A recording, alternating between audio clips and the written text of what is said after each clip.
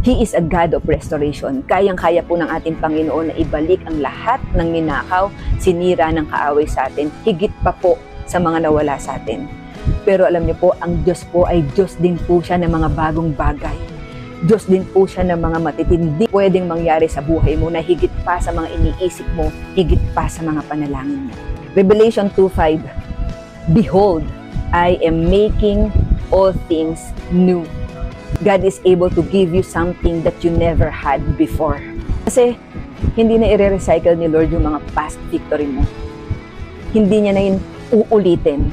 Gagawa siya ng mas mga bago at matitinding bagay para sa iyo. May mga bagong victory, may mga bagong breakthrough, mas matindi dun sa mga nakalipas, mas matindi dun sa mga dati mong tagumpay. Kaya panghawakan mo yun. Maraming salamat. I am Blessed Victoria.